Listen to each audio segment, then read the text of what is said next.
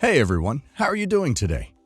I've been hearing from a bunch of you that my recent videos aren't popping up in your feed the way they used to. YouTube's algorithm can be a bit moody, so the best way to make sure you never miss an upload is to turn on all notifications for the channel. Here's how to double check yours. It only takes a few seconds. On your phone, in the YouTube app, tap my channel name under any of my videos, or search for it. Just to the right of the subscribed button, you'll see a bell icon. Tap the bell and select All. That tells YouTube to ping you every time I go live or drop something new. On your desktop, within YouTube's website, head to my channel page. Hover over or click the bell icon next to the subscribed button. Choose All Notifications. Here's a pro tip. Make sure notifications are enabled on your device settings too. If they're blocked at the phone's operating system level, YouTube can't push them through. Thank you for taking a moment to do this. Your support means everything. And with the bell turned on, you'll be the first in line whenever I post. See you in the next video. My dad always joked that he wanted a little girl. He'd say it during family barbecues or while tucking me in at night. I asked the universe for a princess and got my little buddy instead.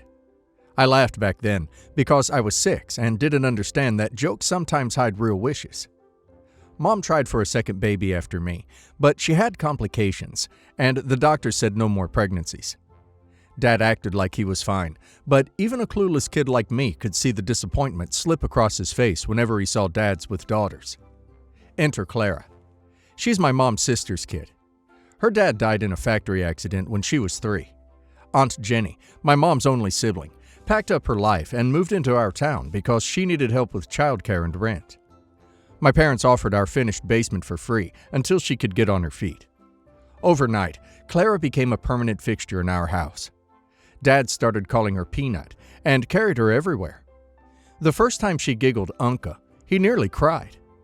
Mom explained that Clara had lost her father, so filling the gap was the right thing to do. I didn't argue. I was 7, and people kept telling me to be the big, supportive cousin. Small stuff slid by at first. Dad missed my first grade art show because Clara had a preschool ceremony where she sang Twinkle Twinkle with 20 other toddlers in paper crowns. I shrugged it off. Then came the Saturday of my first soccer final. I had trained all season. Dad told the coach he'd be there. An hour before kickoff, he texted that Clara had a tummy ache and wanted to watch her favorite cartoon on the couch. Mom showed up alone, cheering extra loud, but I still kept glancing at the sideline, half expecting Dad to sprint up late and apologize. He never did. When I was 9, I begged for a used guitar so I could join the school band. Dad told me money was tight after covering Aunt Jenny's share of the utilities. 2 months later, Clara turned 10. Dad turned our backyard into a carnival, literally. There was a bouncy castle, a magician who made doves appear, and a mountain of cotton candy bigger than me. He unveiled a brand new pink bike with Clara airbrushed in sparkly letters. I stood there holding a saggy balloon dog, thinking about how many garage sale guitars we could have bought for the price of that bike alone. Middle school came with more examples. Dad drove Clara to violin lessons every Tuesday and Thursday, 40 minutes each way. He sat in the parking lot scrolling his phone, then bought her milkshakes afterwards. I joined the math club. Our meetings ended at 5:30 p.m. When it rained, I called to ask for a ride home. Dad said he'd love to, but Clara was practicing late and couldn't be left waiting. So I waited instead, in a bus shelter that smelled like wet newspapers, hugging my calculator against the drizzle. Clara had braces. Dad paid half. Clara wanted to try horseback riding. He found a local stable and funded lessons. Clara needed a laptop for middle school projects. He ordered one overnight so she didn't fall behind. I used an old family computer that froze every 10 minutes. Mom tried to patch things. She came to my events, slipped me spending money, reminded Dad when he forgot my milestones. But she couldn't undo the weight of his constant attention on Clara. High school is where it really hurt. When I made varsity track, Dad congratulated me with a quick thumbs up before rushing out the door because Clara's freshman musical rehearsal ended early. When Clara actually performed in that musical, he sat front row, filmed the entire show, gave her roses, and took her for ice cream afterward. I won a regional science fair the same month. He skipped the award ceremony because Clara had a mild cold and requested chicken soup. He texted me, "Proud of you, champ. Tell Mom to take pictures, while I stood on stage holding a cheap trophy, fighting the urge to cry. College acceptance season came next. I got into a state university with a decent scholarship. Clara landed a place at a pricey private college out of state. Dad framed her acceptance letter in our living room between her preschool handprints and her violin certificates. Mine sat unopened on the entryway table for days, until Mom noticed and handed it to me. Dad claimed he was about to open it next. Maybe he was, but by then the pattern was cemented in my brain. Clara first, me second, if I made the list at all. Then came Clara's 18th birthday, the day I had enough. Dad spent weeks planning a party that looked like a Pinterest fever dream. Fairy lights strung from tree to tree, a rented white tent, a local DJ, catered tapas. The morning of the party, my rusty car started choking smoke.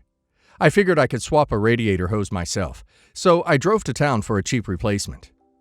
On the highway back, a truck merged too fast, clipped my rear bumper, and sent me spinning into a ditch. Airbags went off, glass sprayed everywhere.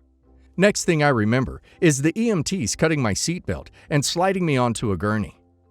Mom reached the hospital before they finished stitching my forehead. She was shaking, but calm enough to call Dad. She told him I'd been in an accident, and the doctors were checking for internal injuries. Dad asked if I was conscious. She said yes, barely. He said he couldn't leave because the birthday speeches were about to start. Mom argued, said I could be bleeding internally. He replied that Clara would panic if he vanished, and he'd come right after the cake. Cake came and went. Clara posted party photos on Instagram, her in a glitter dress, candles glowing, Dad right beside her grinning. Meanwhile, I lay in a hospital bed counting ceiling tiles through a morphine haze. Mom called again. Dad said the cleanup was taking longer than expected, but that I was stable, so I could wait until morning. When he finally strolled in at 8 a.m., he brought balloons that said "Get well soon" and smelled like leftover barbecue smoke. He called it unfortunate timing and asked if I needed anything. I needed a father. I got a visitor. I didn't explode that day. Instead, I went quiet. I healed, left for college, and let conversations with Dad dry up to weather reports and birthday texts. Whenever I visited home, Dad and Clara dominated the dinner table talk. She'd hand him her phone to scroll through campus photos, and he'd light up like Times Square. I stopped bringing my own updates because there was no space. 8 years rolled by. Clara finished undergrad, moved back home for a year, then left for graduate school across the country. Dad helped pack her apartment and cried at the airport. I watched from a distance, feeling equal parts relieved and jealous of her clean escape. Then, 2 months ago, Mom called me late on a Friday night. Her voice was shaky. She'd come home early from a work conference and found Dad in their bed with Aunt Jenna. Mom screamed. Dad scrambled. Aunt Jenna cried that it just happened, and they never wanted to hurt anyone. Mom kicked him out on the spot. After the initial chaos, Mom did the math she'd ignored for years. Dad's intense focus on Clara, his constant need to help, the weird way he beamed when someone said Clara resembled him. Mom demanded to know if Clara was Dad's daughter. Instead of denying it, Dad said she is his daughter and that he is sorry. He said they had a short romance before Auntie got pregnant, and she always told him that Clara is his daughter. Mom insisted on a DNA test. They drove to a private clinic the next morning. 3 tense days later, the results landed. 0 biological connection. Dad's face went white, then red. He accused Aunt Jenna of stealing fatherhood from him. Said she must have told him that Clara was his to keep him around. Aunt Jenna sobbed that she never suggested any such thing. Mom, beyond furious, filed divorce papers the same afternoon and told Dad to leave the house. Dad crashed with a coworker at first. 2 rainy evenings later, he showed up at my apartment, dragging a lopsided suitcase. He looked like a deflated balloon, hair plastered to his forehead, suit jacket wrinkled enough to stand on its own. He said he needed a place to stay until things settled down. I opened the door halfway, letting cold air swirl in. All I could see was the hospital ceiling from years ago, and my own blood drying under fluorescent lights. I told him I was sorry, but he should ask Clara for help, since she was always his priority. He said Clara was across the country and couldn't house him. I shrugged. He asked if I would really turn away my own father. I reminded him he had once turned away his own son for a birthday toast. He snapped, called me ungrateful, claimed he sacrificed everything after my uncle died, said I never understood how hard it was to parent a grieving child. I let him yell. When he paused for a breath, I quietly said I understood far too well. I understood riding buses in the rain, hospital nights alone, sweaters instead of bikes. Then I closed the door. He pounded for a while, shouting that family sticks together. I sat on the other side breathing hard but feeling weirdly steady. Eventually, the hallway fell silent. Through the peephole, I watched him slump against the wall, wipe his eyes, then drag his suitcase back into the storm. Since then, my phone has blown up daily. Dad sends long apologies, followed by guilt trip texts about how cold the world is. A few messages later, he flips and accuses me of turning my back on blood. I haven't answered. Mom, who's knee-deep in divorce paperwork, says she's proud I set boundaries, but worries I'm adding fuel. Aunt Jenna sent a single apology text, but hasn't tried to contact me again. Clara, still in the dark, messaged asking why her mom keeps crying and why Dad is living in his car. She said she feels like everyone's mad at her for something she doesn't understand. I've left her on red because I don't know if dumping the truth on her would solve anything or just break her heart. So here I am. Dad is technically homeless, living out of his sedan. Mom is starting over at 58. Aunt Jenna is persona non grata at every family gathering. Clara is thousands of miles away, confused. I'm staring at my phone, wondering if slamming the door was petty revenge or long overdue self-respect. Reddit. Am I the a-hole for refusing to let my dad crash at my place and telling him to ask his favorite daughter instead? OP is not the a-hole.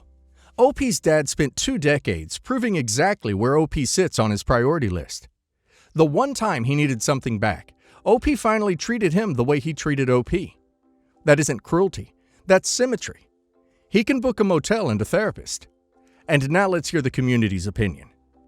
I feel bad for Clara, but none of this is on you. She's an adult who can handle unpleasant truths, and your father created the whole mess by playing Dad of the Year to someone else's kid.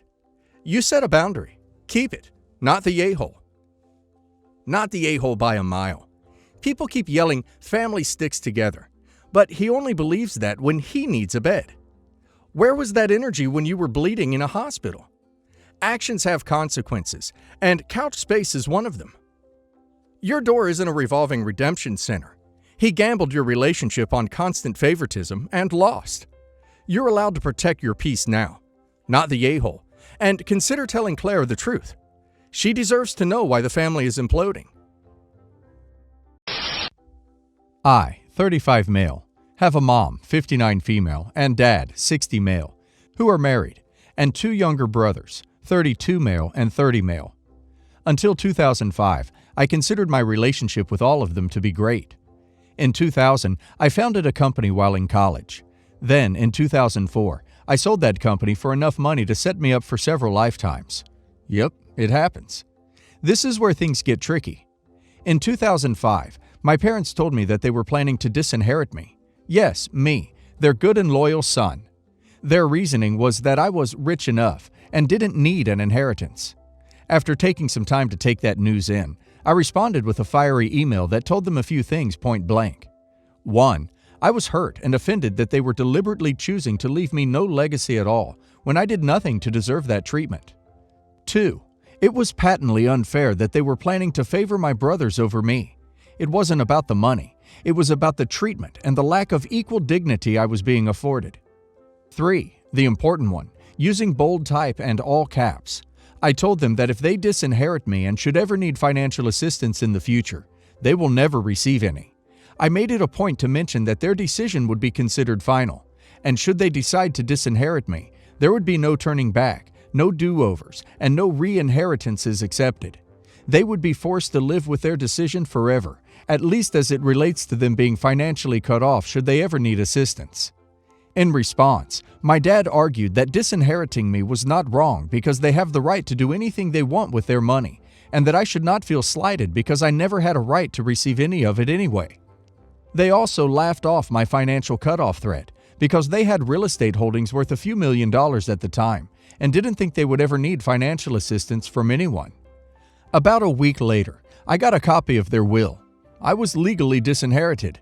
Yes, me, their good and loyal son. Their will calls me out by name, just to say I am to get nothing at all. As soon as I found out, I emailed them that 1.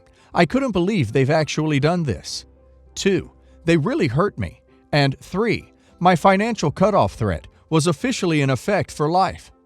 My mother responded by basically saying that although she's disappointed that I was hurt, she feels that she and my dad did the right thing, and that was the last time we talked about it.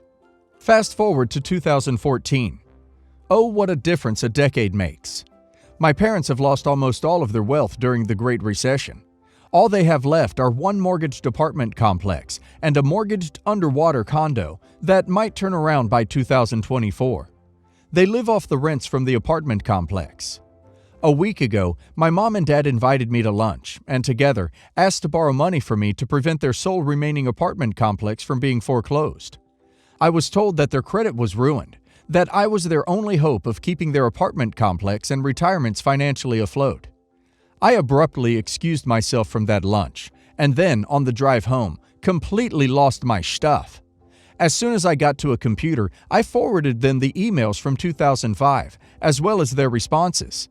I told them in no uncertain terms that they would get not 1 penny from me, that they were clearly warned what would happen if they disinherited me, and that they disinherited me anyway, and that actions have consequences. I also practically copy-pasted my dad's 2005 response to me when I told him that I have the right to do anything I want with my money and that they should not feel slighted because they never got a right to receive any of it anyway. They responded by calling me greedy, selfish, telling me something about how family is supposed to stick together, and telling me they would re-inherit me. I didn't bother responding, therefore my denial stands. So here I am. My friends are evenly split on whether I should set aside my financial cutoff promise and financially help them. I could easily do it. So the question is, in light of the circumstances, should I help them out? Clarification 1. My brothers each make around $30 to $40K per year. While they're not broke, they simply don't have the cash my parents need or the credit to secure a loan for it. Clarification 2. Please believe me when I say this is not about the money. To me, an inheritance from one's parents has both literal and symbolic value. In my opinion, they have basically chosen to treat me like trash from beyond the grave, which is really hurtful. Some people leave more to their pets than what my parents have chosen to leave to me. Questions answered. Did your parents raise you? Yes. Did your parents pay for your college education? Not 1 penny. In fact, they used my entire college fund to buy real estate and told me to get expensive student loans. Did your parents pay for your brothers' college educations? No, but to be fair, my brothers did not pursue college. Were you born rich? Not even close. Throughout my childhood, we were lower middle class at best.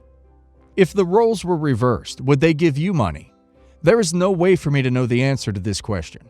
I would like to think so, but really, because my parents didn't have much until after I started college, I never really asked them for much, and I never received much either. The only loan I ever requested from them, the one I needed to start my business, which I knew they could easily afford, was denied. In fact, they laughed at me, told me I was wasting my time, and predicted my failure. Would you only be satisfied with an even 33.3% inheritance split? No. I understand the reality of financial life and want to see the best for my brothers. I also understand that, no matter the size of my finances, 0 is absolutely unfair to me. Let me explain how small 0 is. By the literal language of my parents' will, I'm not even entitled to sentimental items that have almost no value to anyone else. No photos, no items that have been passed down through my family, no 35-year-old Zenith TV that I watched as a baby with my dad. I have legal claim to nothing. I'm literally bequeathed nothing at all, not even a token gesture. That hurts. How is your relationship with your brothers? Great. I don't blame or resent them at all in response to my parents' actions. And believe me when I tell you that neither they nor my nieces and nephews ever go without. Would you consider loaning your parents the money they need? No, I don't loan money to family. If I decide to give my parents anything, it would be a gift. This is because when it comes to family members, any loan I would make would be total BS anyway. This is because 1. Everyone knows I'd never legally enforce a breach of their promise to repay. 2. I wouldn't spend any time to collect payment. And 3. I'd charge no interest, which means the loan would not make any financial sense as a loan given the time value of money. More importantly, I've had to face large student loans and wouldn't want to burden my family with the obligation to make payments. So, to summarize chronologically, they risked your future, using your college fund, having you open high-interest loans, by gambling for their own personal gain. They mockingly denied your request for money that ended up solidifying your financial future. You can assume they even hoped to see you fail. For a time, their gambit paid off for them financially, but at the same time, your strategy and action set you up for life. Much earlier in life than them, and without their help when, in fact, they had the opportunity to have been a part of that, where you would then maybe be obligated to help them. At this point, they disinherited you. Nothing else was really happening at the time. Seems like a negatively emotional response to your success at this point. So, they do it. You warned them that the action would be mirrored, but they're confident they've got things in place where they will retire millionaires. Things don't go as planned. They don't sound like they approached with any humility or addressed what happened in the past before asking you for money, just when they tried to convince you. Anything major missing? I'd say no. You're not obligated to give them anything. You're in your right emotionally. Frankly, man, I would not. You gave them an opportunity many times to rethink their decision. You're right. It's not about money. It's about having no rights to their possessions, and not to mention it must feel as if they disowned you. You made the right decision when you scoffed during the lunch with them to leave, and then forward them the information reminding them of their decisions. If this is about upholding the honor of your word, and respect too, then I would not assist them in any way. P.S. What the duck? They raided your college fund? Payback's a witch. For my graduation present back in early June, my mom bought me an iPhone 7, which was a huge update from my old iPhone 5. My old iPhone 5 has all my old pictures from junior to senior year. The day after I got my new phone, my bratty niece stated to me that I have to clear all my items off my old iPhone 5 to give to her because it's going to be hers now. For starters, she's 6. I don't know why she's getting a phone. Personally, I think that social media is pointless for her age, and she already spends countless hours on their family iPad. It's quite terrifying and sad to me. She is a brat. She constantly yells at her mom and my mom, cries on average 3 times a day over tantrums, and is incredibly rude for being 6. It's my phone, and I paid for it, and I don't think she deserves it with the way she's acting. So today, I'm in the kitchen with my mom. I'm making a sandwich and she's cooking dinner, and the doorbell starts ringing repeatedly, already telling me that my sister is at the door with her child. I quickly try to throw my sandwich together and escape, but they're already inside. Her daughter passes by me and says, "You need to get your phone ready, because I want it today." And my sister walks in, totally ignoring what her daughter said to me. Now, I'm still making my plate of food, and her daughter is repeatedly yelling how she wants her phone already. My sister yells, "Blank, be quiet." And her daughter says, "Mommy, I already told you 80 freaking times already." At that point, I was appalled. Now, I don't want to give them the phone, because I feel like it would be me doing them a favor by not creating a monster. I widen my eyes and mutter, "Holy crap," looking down at my food. My sister says, "Just give her the phone already." At this point, my anger is increasing, and I say back, "I don't think I have to give her the phone." Her daughter chimes in saying, Yes you do. Give me the phone, stupid jerk," calling me stupid.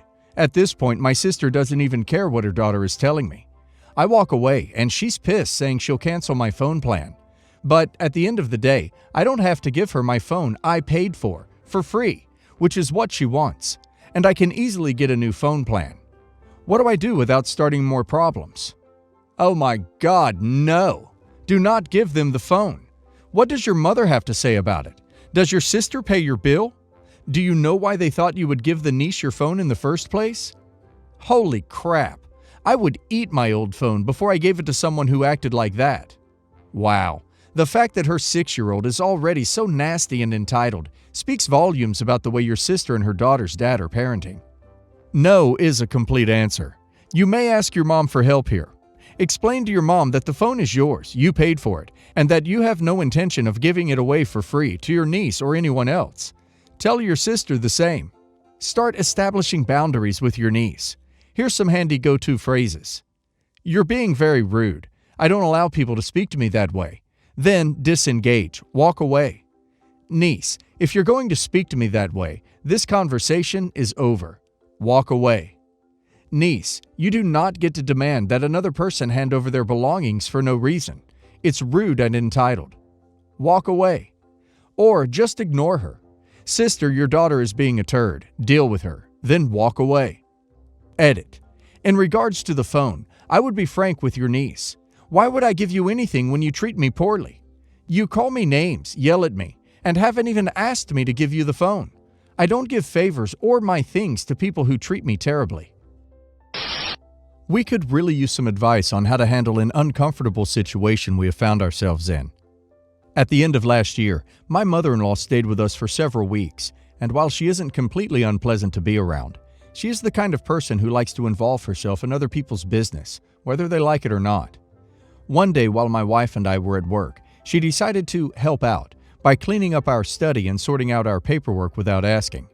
It was while doing this without our knowledge that she found out we had recently paid out our mortgage in one go and our bank statements with the six-figure amounts on them. Needless to say, she was surprised and put out that her daughter had never told her about this. Even though she was the one who breached our privacy, we felt on the defensive and explained to her that this was a windfall from Bitcoin mining and other investments I had made several years ago, and had decided together not to let this sudden wealth immediately change our lifestyle or work situations. Even without the extra money, we were living fairly comfortably, but had long-term plans to invest and grow it to retire early, rather than live it up in the present. We explained it wasn't just her we hadn't told, but everyone, so it wasn't like she was being singled out. The remainder of her stay was fairly uneventful, and the matter wasn't discussed further at the time.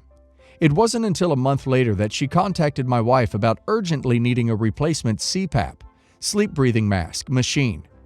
We knew she actually needed it, so couldn't really refuse the request, and $1,500 later, she had the one she wanted.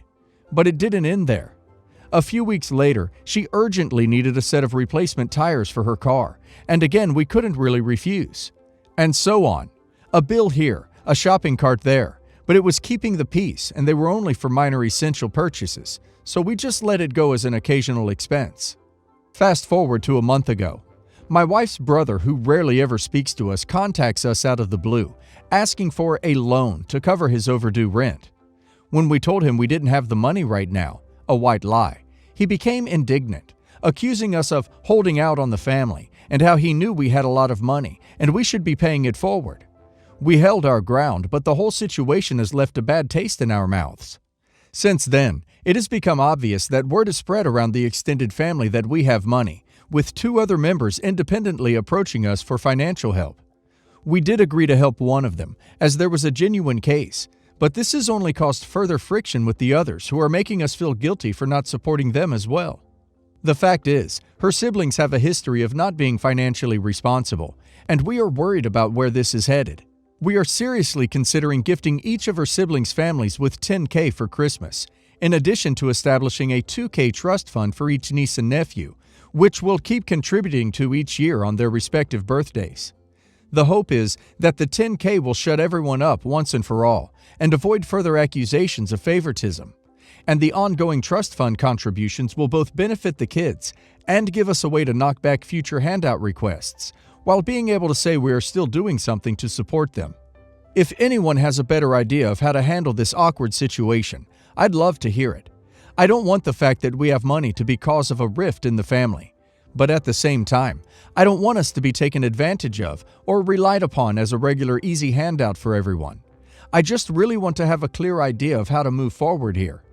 Your money is tied up in an endless legal dispute. Damn lawyers. Ask your mother-in-law if she can front you some cash. She knows you're good for it. Don't do it. If you give them anything, it will never end. Tell your mother-in-law that you can't give her any more money because it would be unfair to other relatives. You've decided that you can't help her out because she told other people, and you can no longer give her money without having other people mad at her. Six-figure bank account at age 34 is not a lot. You are not rich. You can't support your entire family. If they keep on pressing you, tell them that you spent all the money and have no more.